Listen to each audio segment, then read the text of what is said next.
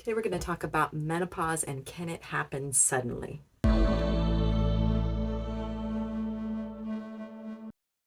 Hey, I'm Dr. Shelley Meyer. Thanks so much for joining me. Welcome to my channel.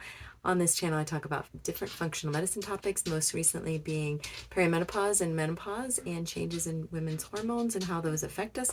So I'm a functional medicine doctor, a family doctor, and a registered dietitian.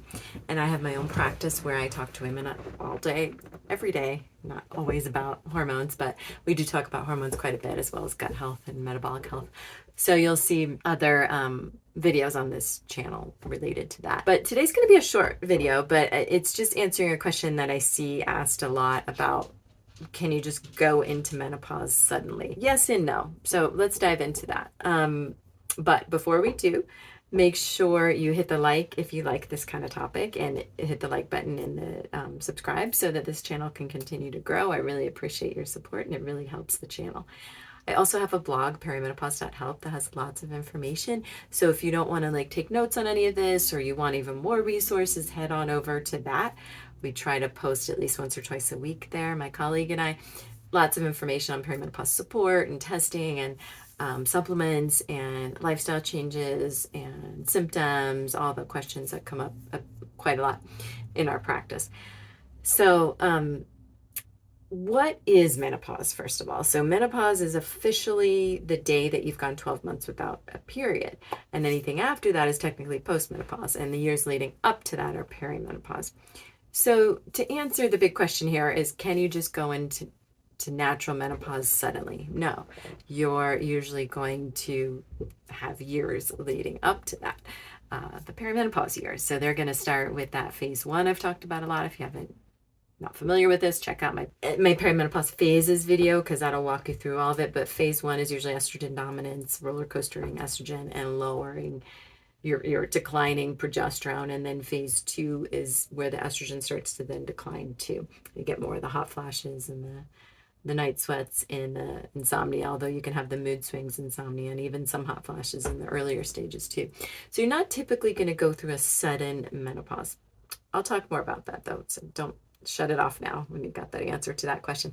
Now, surgical menopause, when you have your ovaries removed, can happen because of cancer, or sometimes if there's a large cyst or growth on the ovaries, or prevention for high risk women with their high risk for cancer, that can put you into surgery or into sudden menopause, but typically naturally no. So let's talk about the caveat though. Can you have regular periods and then all of a sudden stop having periods? Yeah. Does that mean you're menopausal? No. Stress can do that quite a bit. So I see stress triggering irregular periods quite a bit, even before the ages that are really the most common ages for perimenopause. But that perimenopause can start late 30s, early 40s, as early as that.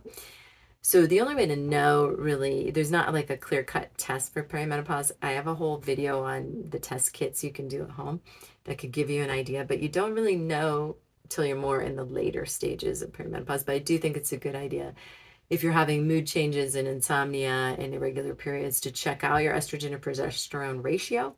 I have a PDF on labs that your provider can do, and that's a free PDF, so you can sign up for my email list that I don't spam you with emails, and learn more about that.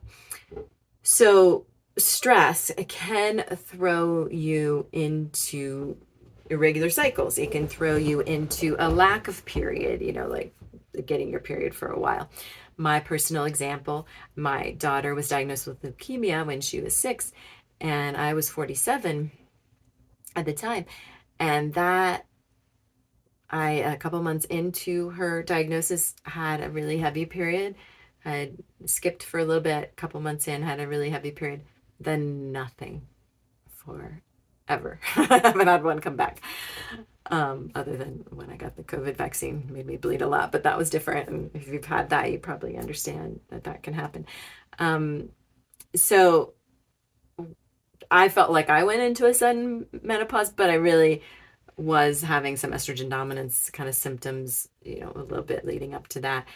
But that stress of that leukemia diagnosis did throw me into kind of a quickened phase of my second half of my perimenopause.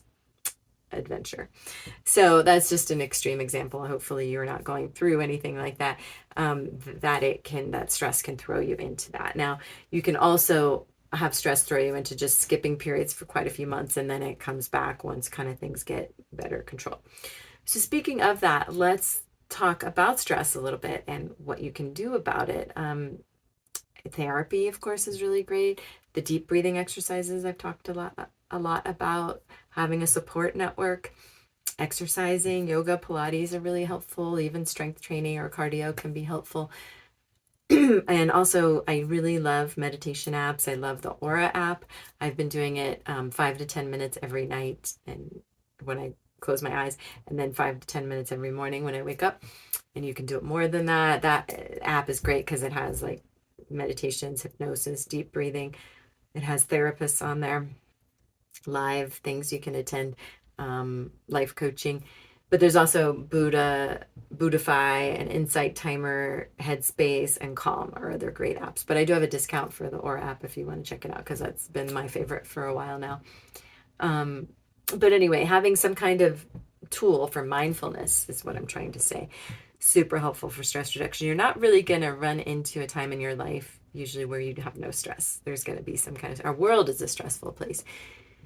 But stressors can screw up our hormones. So finding tools to help beat stress and lower it and deal with your resilience, your response to stress better is a game changer when it comes to hormone changes. So definitely can't overestimate or overemphasize stress and mindfulness for hormone, because it can throw you into what you think is menopause. Let me see. There are some medications that can make hormones make you feel like you're in menopause. Birth control, of course, because that overtakes all your hormones and you stop cycling, so you kind of are thrown into menopause. So that can do it, especially if you're getting close to menopause years.